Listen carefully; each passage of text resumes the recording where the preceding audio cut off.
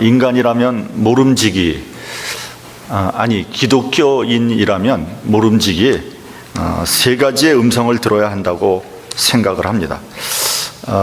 첫째는 역사의 음성입니다. 역사는 유구한 세월 동안 앞으로 전진했습니다. 아무리 이 세상이 혼탁하고 또 치를 것 같은 암흑시대가 와도 결국은 역사는 발전했습니다. 역사는 마치 도도히 흐르는 강물과 같습니다. 때로는 장애물이 있고 굴곡이 있다고 할지라도 강물은 낮은 대로 흘러갔습니다. 이와 같이 역사는 하나님이 계획하시는 방향으로 가고 있습니다. 우리는 역사의 수레바퀴를 하나님께서 돌리신다고 믿고 있습니다. 우린 지금 이민의 삶을 하루하루 힘겹게 살아가고 있습니다. 그래서 조금만 어려우면 불평을 하고 한숨을 쉬고 우리 신세를 한탄하지만 조금 생각을 넓혀서 역사를 보면 하나님의 숨결과 손길을 느낄 수 있습니다. 그렇기 때문에 너무 자기중심적으로 우리 눈앞에 있는 것만 볼 것이 아니라 긴 호흡으로 역사를 볼 수 있는 눈이 필요합니다. 시대를 볼 수 있는 해안이 필요합니다. 여러분 한번 교회사를 한번 그냥 간단히 한번 생각해 보십시오. 사실은 지난주가 종교개혁 500주년 되는 주일이었거든요. 초대교회 때 유대인들이 핍박을 했죠. 기독교인들을 핍박했습니다. 그래서 기독교는 그 핍박을 피해서 이스라엘의 경계를 넘어서 그리스와 로마로 뻗어나갔습니다. 그 대표적인 인물이 사도 바울이죠. 또 로마 시대에는 극심한 박해가 있었습니다. 성도들은 믿는다는 그 이유 하나만으로 화형을 당하거나 굶주린 맹수의 밥이 됐습니다. 수많은 사람들이 순교했습니다. 그래서 교회는 마치 바람 앞에 등불처럼 존폐 위기에 놓이게 되었죠. 그래서 교회가 문 닫는 것은 시간 문제일 거다 이렇게 생각을 했습니다. 그런데 놀랍게도 교인들이 없어지기는커녕 로마 제국이 더 이상 기독교를 금지할 수 없을 정도로 교인들이 많아졌습니다. 그래서 심지어는 컨스탄틴 대제, 당시의 황제였던 컨스탄틴의 어머니 헬레나마저도 기독교인이 되었어요. 이제는 더 이상 기독교를 박해하고는 로마 제국을 다스릴 수 없게 되었습니다. 그래서 기독교를 로마의 국교로 선포하게 된 것이죠. 우리는 그렇게 배웠습니다. 콘스탄틴이 회심을 해서 기독교를 받아들였다 이렇게 배웠습니다만 저는 개인적으로 그렇지 않다고 생각합니다. 왜냐하면 콘스탄틴은 굉장히 정략적인 인물이었거든요.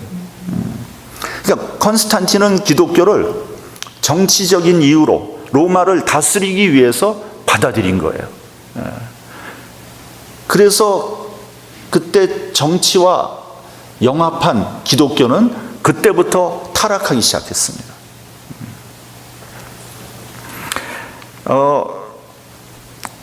중세 1000년이 지나고요. 그 암흑시대에 마틴 루터가 종교개혁에 횃불을 들었습니다.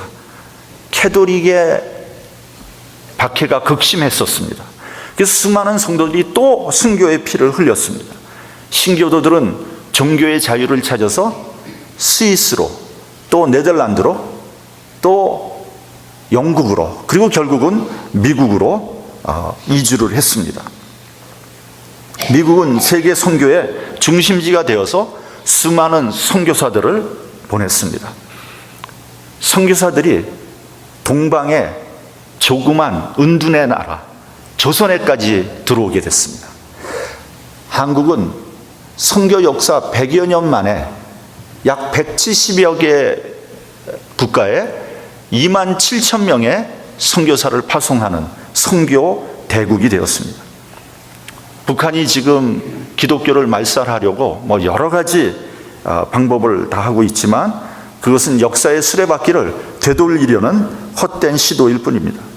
북한의 기독교가 거의 다 사라진 것 같지만 저는 분명히 확신하기를 다시 한번 북한에서 부흥의 역사가 일어날 것이고요. 말세에 북한 지역에 하나님의 놀라운 역사가 일어날 것이라는 것이 우리들의 비전이고 우리들의 우리가 듣는 역사적인 음성이다, 이렇게 생각을 합니다. 둘째로는요, 양심의 소리를 들을 줄 알아야 됩니다. 하나님은 모든 인간에게 양심을 주셨습니다. 우리가 다 속일 수 있지만 우리 마음속에서 나오는 양심의 소리는 속일 수 없어요. 그래서 우리가 죄를 짓고 나면은 괴로운 거죠. 바울은 사도행전 24장 16절에서 로마 총독 벨릭스 앞에서 이렇게 말했습니다. 나는 하나님과 사람에 대해서 항상 양심에 꺼리낌이 없기를 힘썼습니다. 여러분, 우리 그리스도인들은 하나님과 사람 앞에서 양심에 꺼리끼는 일들을 하면 안 됩니다. 여러분, 성경에서 양심에 어긋나는 삶을 지속적으로 사는 사람을 뭐라 그러는지 아세요? 양심에 화인 맞은 자다, 이렇게 말씀하고 있습니다.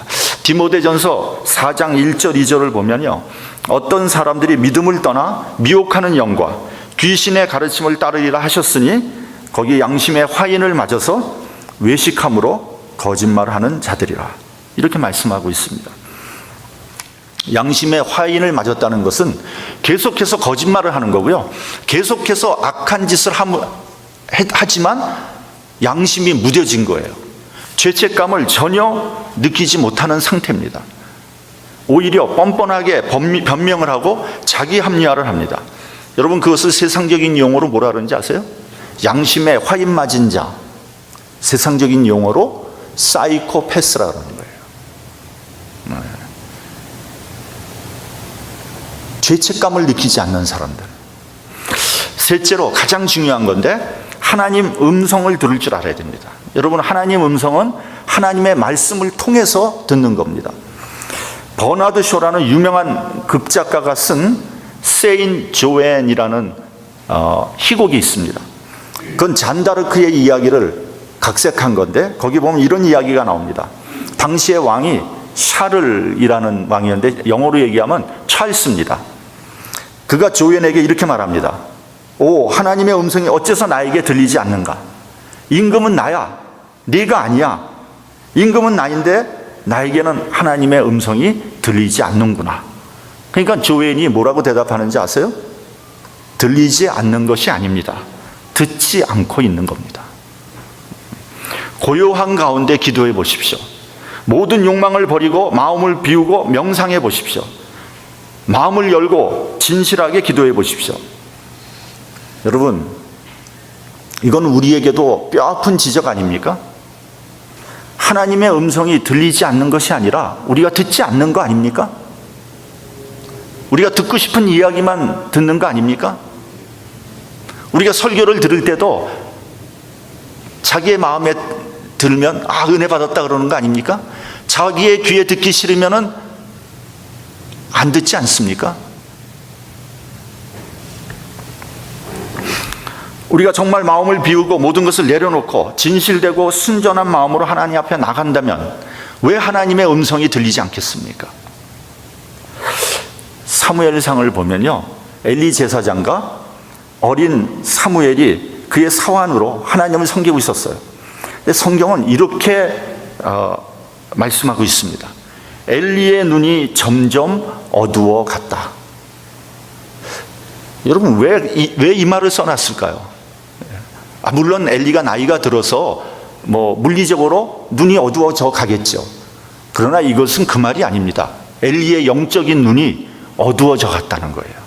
왜냐하면 세상적인 욕심과 그 욕망으로 인해서, 또 세상적인 그 물질적인 그런 욕망, 타락으로 인해서 엘리 제사장의 눈이, 영적인 눈이 어두워져 간 겁니다. 그걸 상징적으로 말씀하고 있는 겁니다. 하나님께서 사무엘을 부르죠. 사무엘아, 사무엘아. 사무엘은 엘리 제사장이 부르는 줄 알고 엘리에게로 달려갑니다. 부르셨습니까? 엘리는 아니, 안 불렀는데. 그러니까 사무엘은 다시 자리에 눕습니다. 자려고. 근데 또 하나님께서 사무엘을 부르시는 거예요. 또 엘리 제사장이 부르는 줄 알고 엘리에게 뛰어갑니다. 부르셨습니까? 아니, 안 불렀는데. 이렇게 3번을 하니까 엘리 제사장이 알아챕니다. 그리고 사무엘에게 이렇게 말합니다. 여호와여 말씀하옵소서, 주의 종이 듣겠나이다 하라. 여러분, 정작 제사장인 엘리에게는 들리지 않았어요, 하나님의 음성이. 근데 어린 사무엘에게는 하나님의 음성이 들렸습니다. 왜 그럴까요? 어린 사무엘의 심령이 그만큼 깨끗하고 순전했다는 거죠. 여러분, 우리가 하나님의 말씀이라고 할 때 적어도 몇 가지 중요한 개념이 있습니다. 여러분들이 참고로 좀 알아두시기 바랍니다. 첫째는 헬라어로 로고스라는 것이 있습니다. 여러분 많이 들어보셨을 거예요. 요한복음에서 태초에 말씀이 계시니라 할 때 이 말씀이 바로 로고스입니다. 이 말씀이 하나님과 함께 계셨으니 이 말씀은 곧 하나님이시라고 했습니다. 또 말씀이 육신이 되어 우리 가운데 거하셨는데 그 영광을 보니 하나님 독생자의 영광이라, 이렇게 되어 있습니다. 여기서 말하는 말씀은 바로 성자 예수님을 말씀하는 겁니다. 그분이 말씀의 뿌리요 근본입니다. 그러므로 예수를 믿는다는 것은 예수 그리스도를 하나님의 독생자로 믿고 하나님의 본체로 믿는다는 겁니다. 그분을 하나님 말씀으로 믿는 겁니다. 둘째로 선지자를 통해서 전해지는 말씀이 있습니다. 하나님께서는 선지자를 선택하세요. 그 선지자는 여러 종류의 사람들입니다. 꼭 제사장일 필요가 없어요. 아모스 같은 사람은 농부 아니었습니까? 하나님께서 선택하셔서 그들에게 말씀을 주셨습니다. 그 말씀을 기록한 것이 뭐예요? 구약 성경입니다. 셋째로는 예수 그리스도를 직접 만나서 가르침을 받은 사람에 의해서 증거된 말씀이 있습니다. 즉 사도들이 증거한 말씀입니다. 이 사도들이 증거한 말씀을 그리스도의 말씀으로 받아들이는 사람이 바로 그리스도인이라고 얘기하는 겁니다. 그 말씀을 기록해 놓은 것이 뭐예요? 신약 성경입니다. 여러분, 예수님은요, 성경에서 한 줄도 예수님이 쓴 게 없어요. 전부 다 예수님의 제자들에 의해서 쓰여졌고요, 사도 바울에 의해서 쓰여진 겁니다. 여러분, 성경은 그냥 책이 아닙니다. 하나님의 계시에 의해서 기록된 책입니다. 그러므로 하나님의 말씀이에요. 어떤 사람은 그렇게 말합니다. 성경은 하나의 위대한 문학작품이다. 문학작품이가 자꾸만 크리틱을 하는 거예요. 비판을 하는 거예요. 우리도 신학교에 가서 크리틱을 배웠습니다. 성경 크리틱. 뭐 무슨 비평 무슨, 그거 쓸데없는 짓이에요.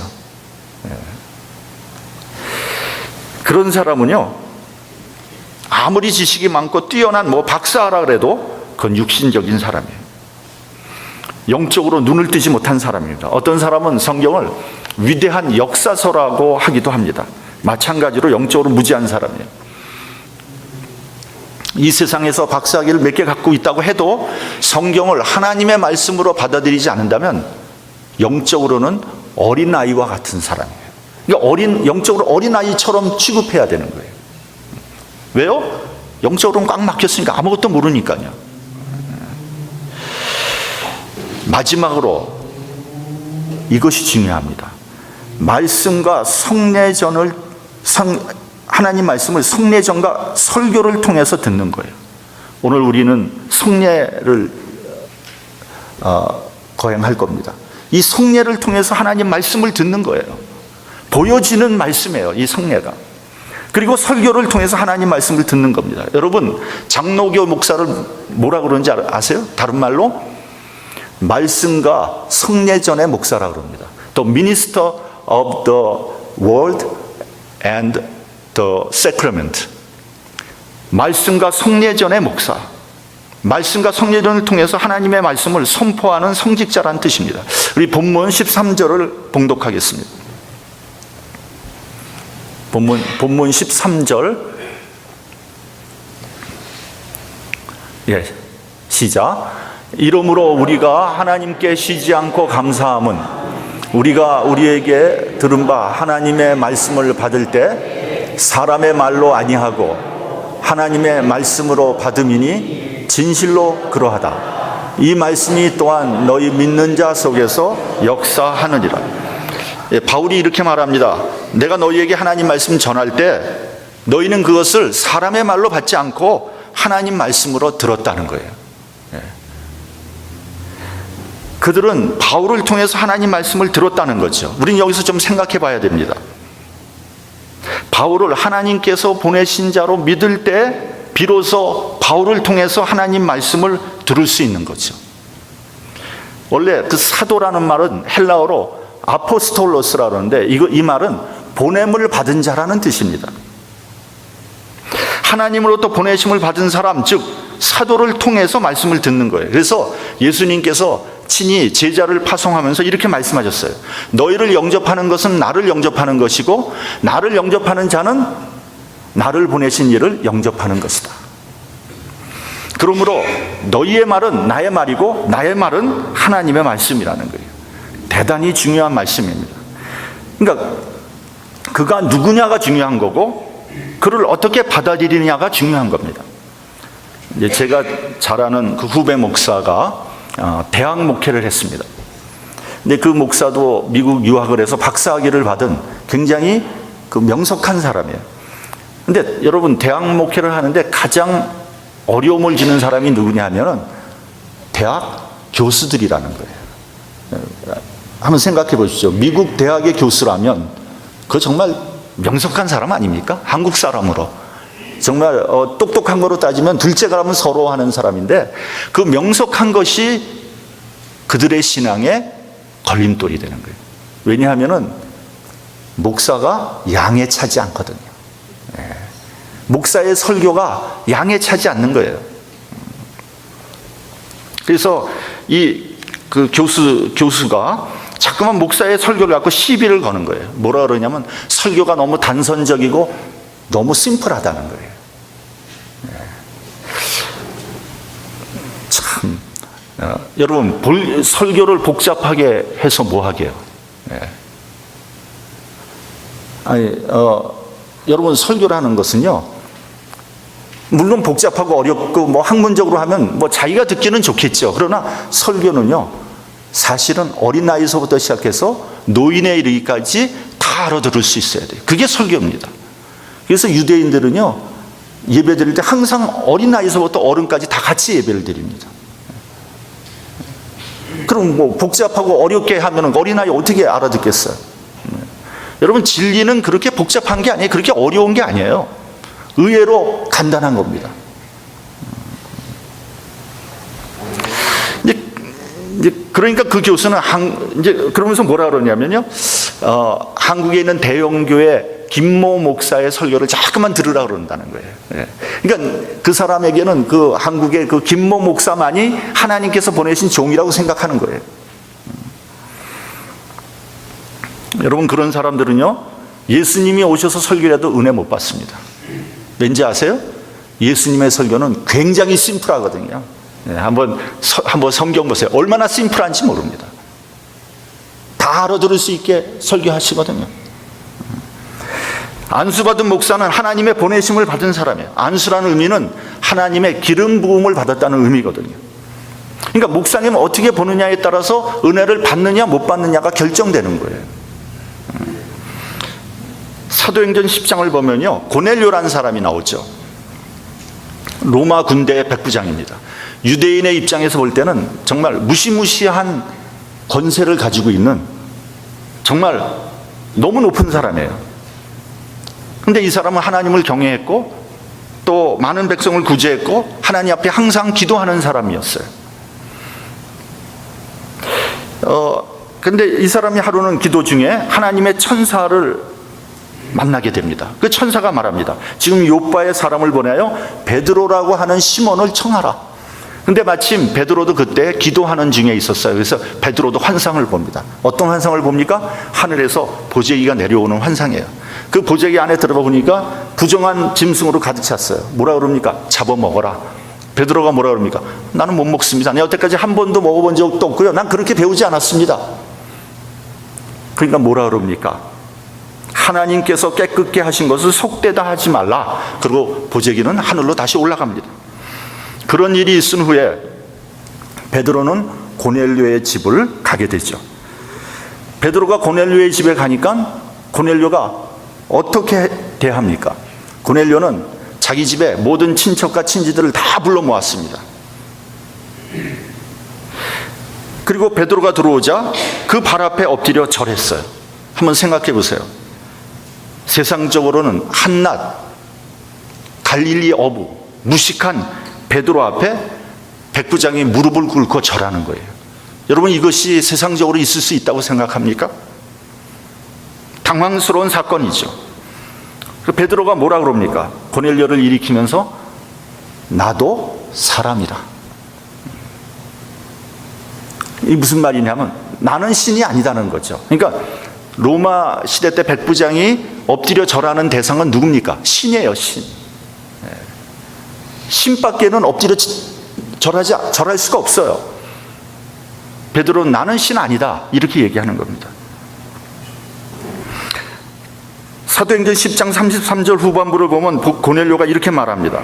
이제 우리는 주께서 당신에게 명하신 모든 것을 듣고자 하여 다 하나님 앞에 있나이다. 그러니까 다시 말하면 당신께서 선포하는 말씀을 다 예수께서 하신 말씀으로 받아들인다는 거예요. 그 말씀 듣기를 원합니다. 그러니까 베드로의 말을 예수님의 말씀으로 그대로 인정하는 거죠. 은혜 안 받을 수가 없는 거예요. 왜요?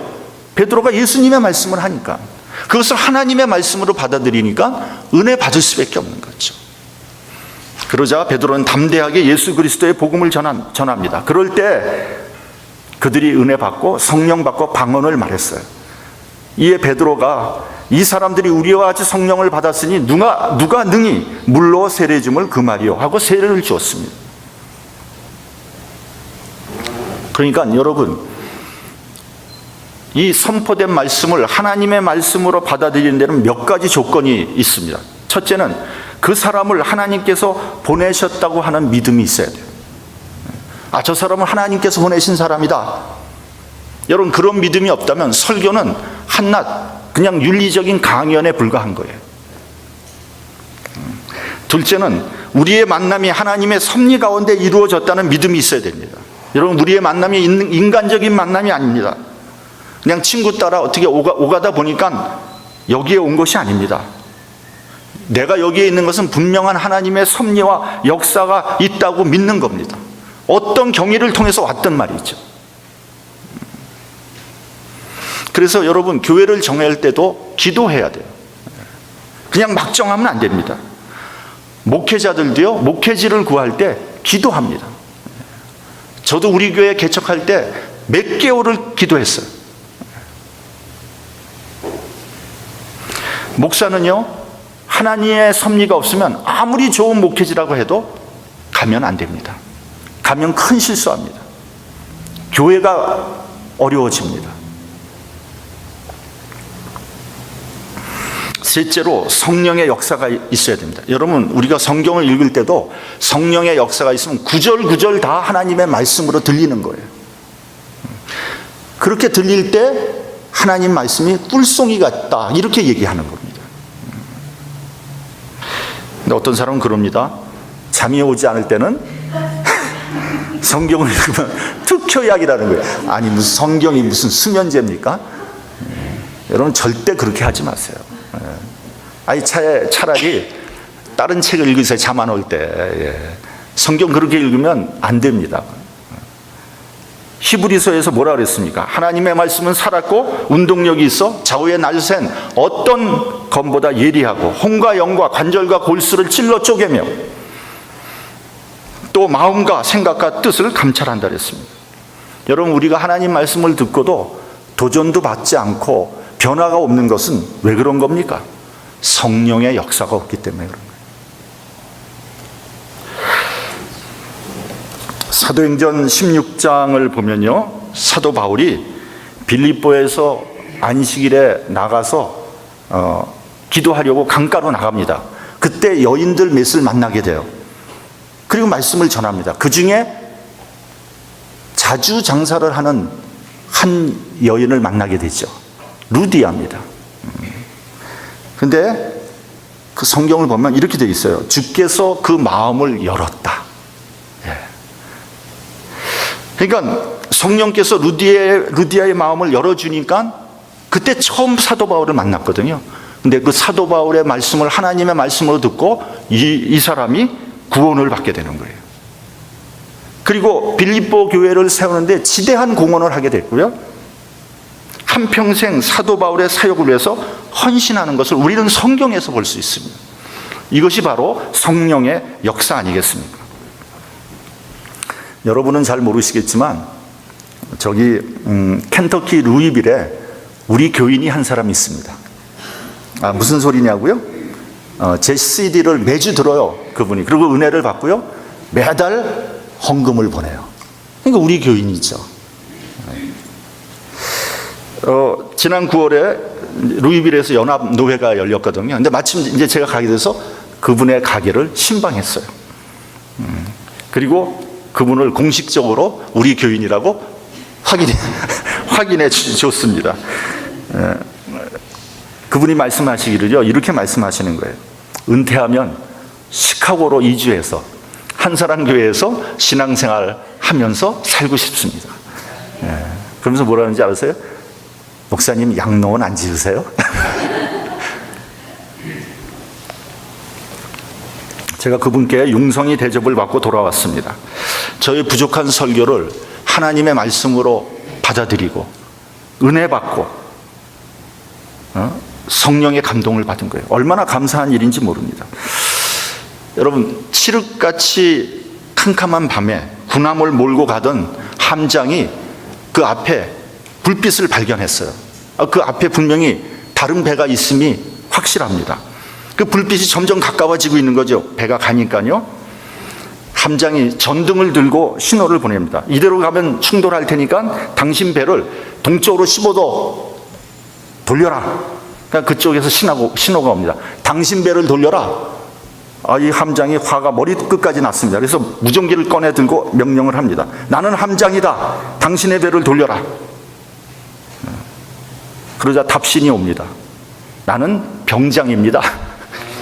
함장이 정말 화가 났어요. 그래서 아니, 병장 주제에 어디서 토를 다느냐? 나는 함장이다. 빨리 배를 돌려라. 그랬더니 뭐라 그러는지 아세요?